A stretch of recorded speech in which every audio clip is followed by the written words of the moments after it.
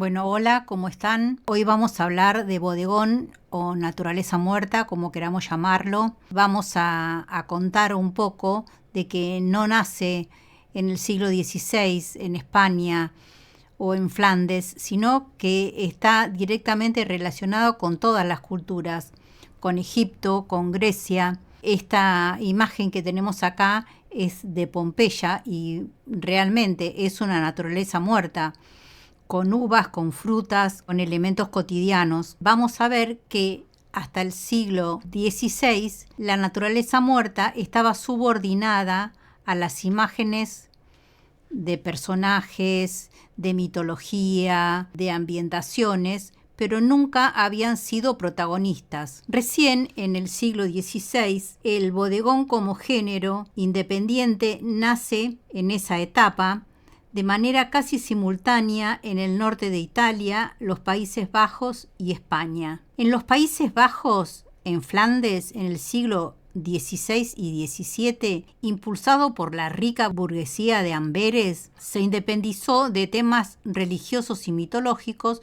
para retratar la opulencia de banquetes, mercados, flores y objetos cotidianos. El pan y los insectos tenían un doble sentido, que era la manera de mostrar lo efímero de la vida en los insectos o en las flores marchitas. No quería decir que el bodegón no tuviera otros significados más que mostrar la gran opulencia de Flandes con todos esos dorados, esos vidrios, esos reflejos, a contraposición de lo que fue en España en el siglo de oro de la naturaleza muerta o del bodegón, que hace una representación fidedigna del natural como con una recuperación erudita y retórica del mundo antiguo y en contexto con un intento de emular y superar a Zeusis, el mítico pintor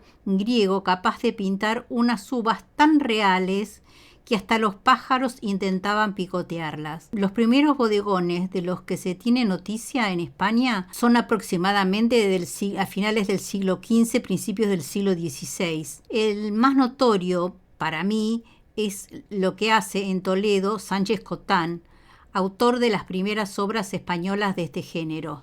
Pero no podemos dejar de nombrar a Francisco Zurbarán con esta elección de elementos tan simples, porque detrás de estos elementos tan simples hay tanta poesía y tanta creencia religiosa, embuida de un panteísmo que era característico de Francisco Zurbarán, que Dios estaba en todas las cosas, en todos los elementos, en un limón, en una naranja, en un azar, en el agua, en los platos, en una simple canasta. Esto se va a dar específicamente en las naturalezas muertas de España. Otro especialista realmente con una carga conceptual y poética bellísima es Juan Fernández, el labrador, que si nos detenemos a ver del lado izquierdo, vamos a ver hasta una mosca posada en una de las uvas,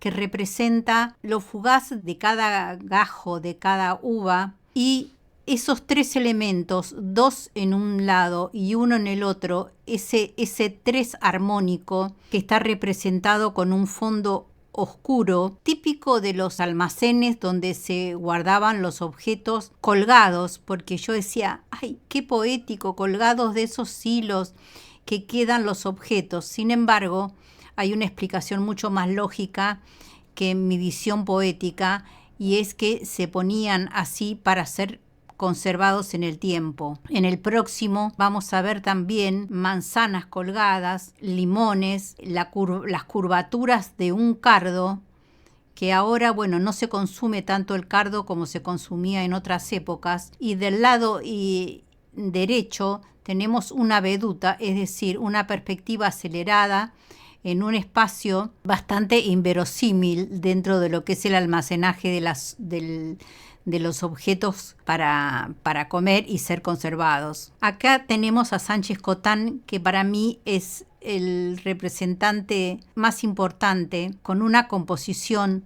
también dentro de esos almacenes donde guardaban los objetos. Y también vemos acá la diferencia entre menores y mayores, que hemos hablado muchísimo de eso en composición, y vemos ese fondo oscuro como de zona fresca, los elementos colgados, vemos 3 elementos abajo en distintas posiciones y 2 elementos colgados verticales del lado izquierdo que hacen que se genere un rectángulo perfecto en la parte hacia la derecha, en donde conjugan perfectamente estos 5 elementos. Acá vamos a ver a Floris van Dijk, una naturaleza muerta típica de Flandes, que muestra la riqueza. Poseer tantos quesos, tantas frutas, tantas verduras, era un elemento de fortuna, de riqueza. Lo vamos a ver repetido en los próximos motivos, y acá volvemos a ver una mosca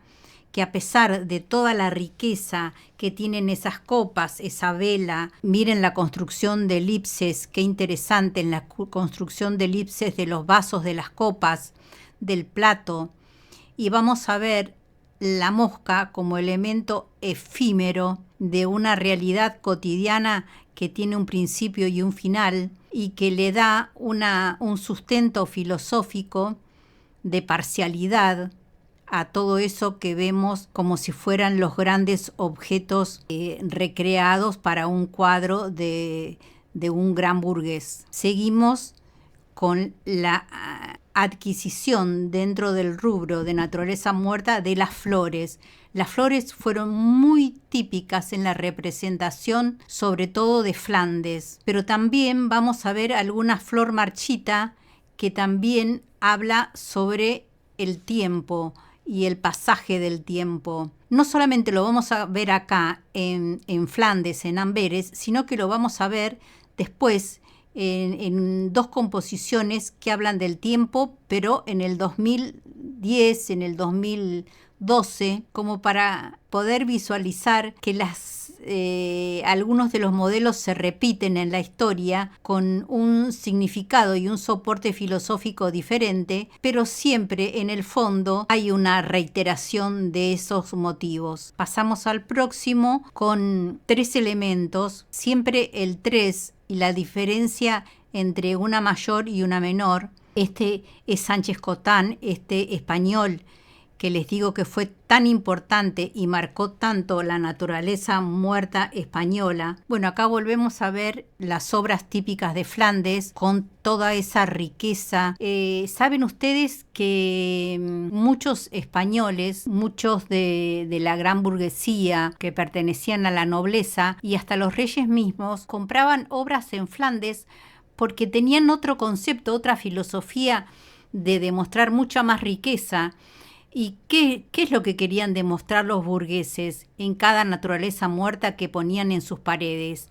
Eso, la riqueza, el empoderamiento, el dinero con el que contaban. Entonces era mucho más evidente en Flandes que en la propia España, que estaba imbuida de un sentimiento mucho más cristiano, mucho más íntimo con relación a cada objeto en sí mismo, un limón, 2 racimos de uva, un pan, lo que significa el pan, que era el cuerpo de Cristo. Hay obras de Zurbarán que es un cordero con los ojos brillosos, con las patas atadas. Entonces hay un gran componente religioso, conceptual en España, diferente a toda esa exaltación de la riqueza que existe en Flandes. Pasamos al próximo. También acá vemos lo que hablábamos de las flores, de la importancia que se le dio en ese momento a las flores, sobre todo a los tulipanes y peonías. Pasamos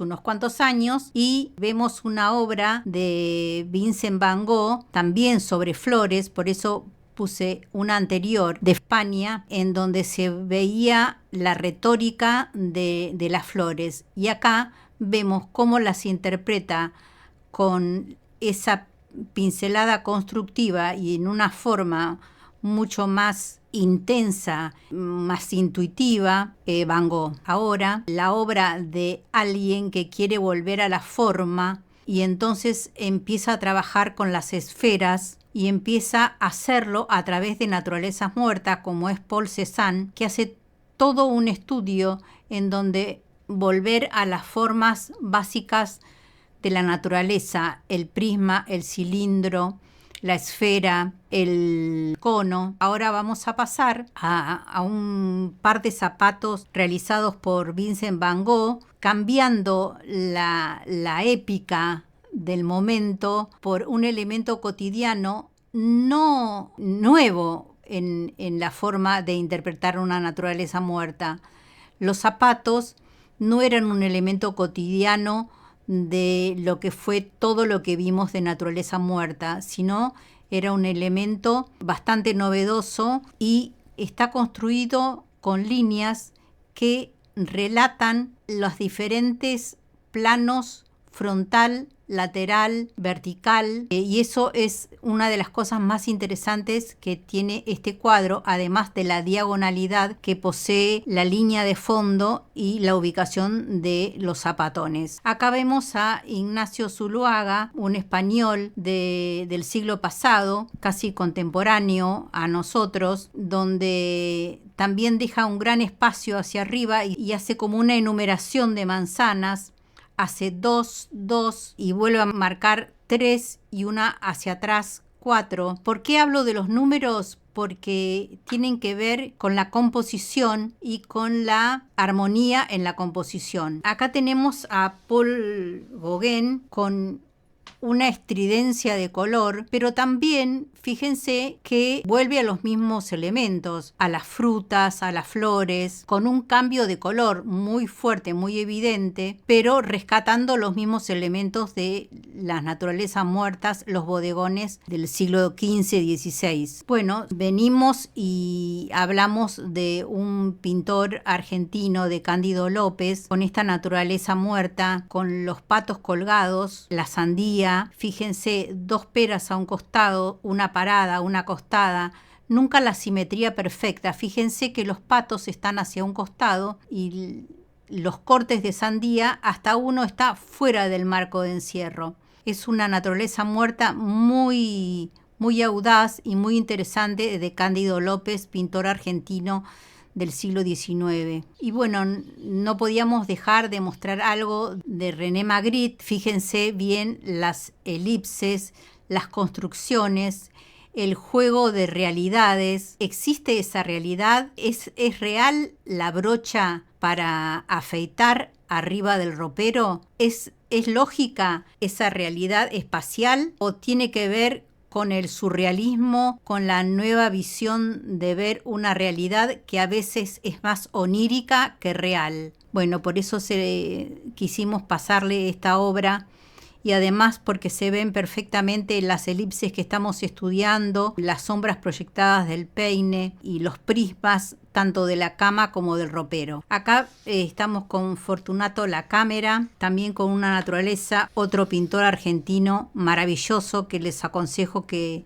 lo vean, corran y busquen más aportes de estos pintores que vamos marcando. Bueno, acá es una naturaleza muerta de Fortunato Lacámera con una gran sensibilidad, el vaso con el agua, fíjense bien las elipses, la carga de agua que tiene, el tallo, cómo se mueve, se corre. Van a ver que al final dice Benito Quinquela Martín, es un error garrafal. Esta obra jamás podría haber sido de Benito Quinquela Martín. Y sigan investigando a Fortunato Lacámera, un pintor argentino muy interesante. Acá vamos a ir a Italia y vamos a ver a Giorgio Morandi con las estructuras sólidas, bien marcadas, de cilindros, de prismas, de la relación entre el prisma con el pico de la botella, cómo se unen estas dos estructuras diferentes, cómo pasa del prisma a la centralización del pico de la botella. Este autor, Giorgio Morandi, ha sido muy utilizado en decoraciones y ambientaciones. Acá tenemos a un pintor argentino contemporáneo, muy querido, muy apreciado por todos nosotros, que es Carlos Alonso, en Una naturaleza muerta. Les repito,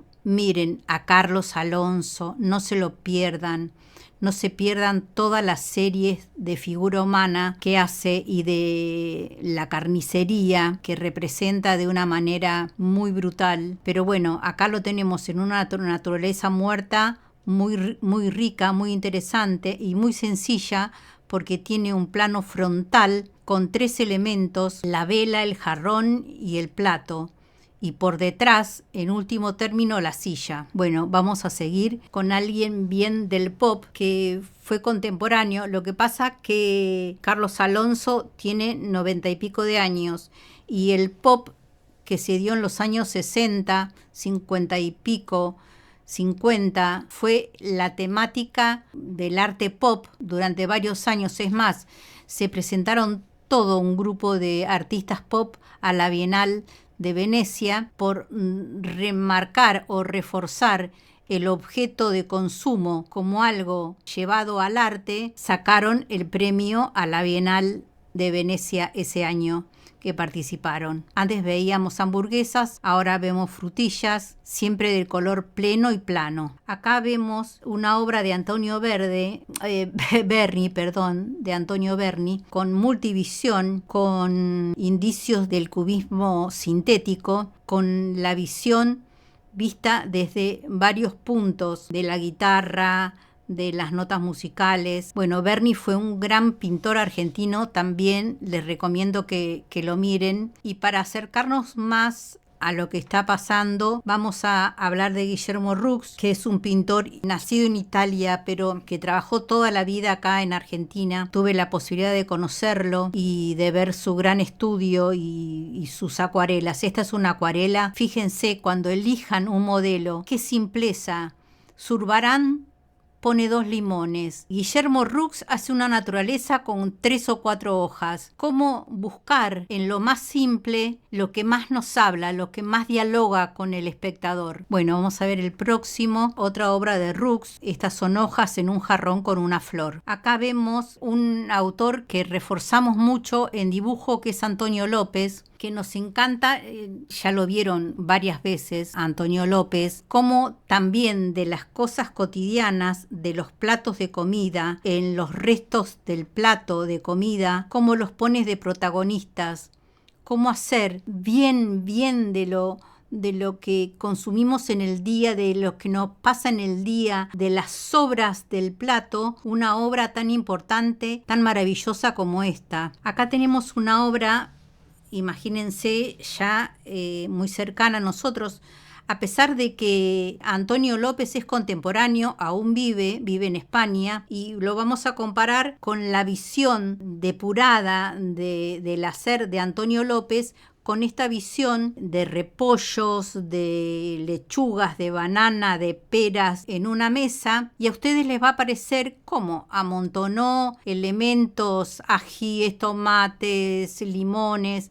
No, son todos elementos de cerámicas pintadas con óleo, es decir, que tienen un gran trabajo de elaboración. Lo único que la diferencia es que está en el volumen, en el espacio. Y cuando hablaba del paso del tiempo en las flores de Flandes en el siglo XVI y XVII, en un momento hablé del paso del tiempo con las flores marchitas. En este caso hablo del tiempo a través de una explosión, de tomar con una foto una naturaleza muerta que explota en el momento de la foto para ver la trazabilidad del tiempo, la perforación del espacio en una explosión en donde se notan las flores, se notan los yuyitos, se notan las bases de cerámica, pero se nota justo en plena explosión. Y vamos a pasar a otro, en donde en vez de ser una explosión lo que marca el transcurso del tiempo, es una fuente con frutos y frutas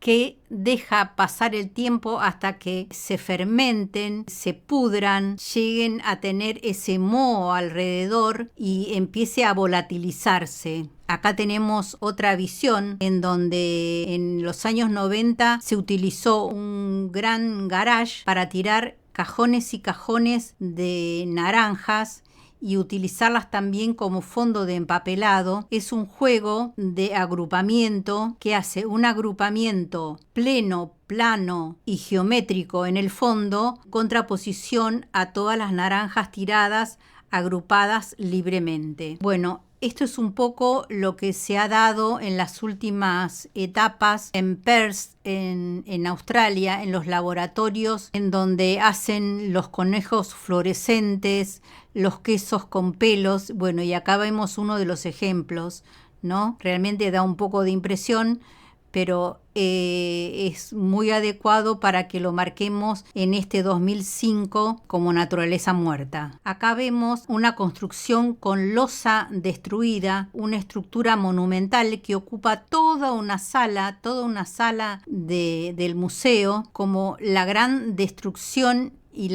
el gran amontonamiento de desechos en esta increíble puesta en escena de esta instalación realizada por Women en el 2009. Bueno, y acá seguimos hablando de animales intervenidos que han sido tratados, y en este caso con un sentido humorístico. En el año 2010 le han puesto ruleros a esta ardilla, conejo, no sé bien lo que es, pero quise mostrárselas como elemento cotidiano y con un elemento crítico, poniéndole los ruleros a un animal. Quiero cerrar con Rieg, es una realizadora contemporánea. Esto es del 2017, 2020, en donde fíjense cómo es la naturaleza muerta, la cantidad de objetos cotidianos que tiene como para que sea bien del 2020, bien de ahora, bien de los objetos que ustedes tienen en su casa, el gatito que mueve el brazo, de la pantalla incluida en la naturaleza muerta. Vamos a ver la próxima, que también es un detalle de la que estuvimos viendo, en donde se ve las cosas que usamos nosotros. Por eso cada naturaleza muerta tiene que ver con su tiempo. No lo íbamos a ver en el siglo XVI, sí en el siglo XXI. Y para finalizar, quiero mostrarle un mural de un colega nuestro, un profesor de la cátedra, Juan I. Mosquera, que hizo este mural para una panadería. ¿Qué quiere decir esto? Que podemos estar en el medio del Museo del Prado y podemos estar a la vuelta de la esquina con una presentación de la misma calidad, de la misma importancia, y dejar de lado la concepción de que el arte es para pocos, es para gente entendida, y el arte debe ser un modo expresivo, un modo comunicacional en donde nosotros podamos llegar a nuestro espectador. A veces la comunicación es más cerrada, y en este caso es una comunicación abierta al espectador, con total interés del espectador, posado y apoyado en esas masitas, en esa tetera, en esas manos que se abren paso entre las hojas gigantes de costilla de Adán, como hemos visto nosotros en los espacios vacíos, y esa búsqueda del deseo. Bueno, vamos a ver dos imágenes más y nos vamos a despedir, mostrando de esta manera que desde que hablamos de la historia del hombre y la naturaleza, siempre estuvo incluida la naturaleza muerta en toda la historia del arte, a veces subordinada a la mitología, a los cuadros de figuras humanas, a los cuadros de interiores barrocos, y a veces como protagonistas, como a partir del siglo XVI, en España, Flandes, Italia, Francia, y cómo llega a América, cómo llega a nuestra querida Argentina y cómo llega a la esquina de mi casa. Gracias por la atención, los espero en el próximo video.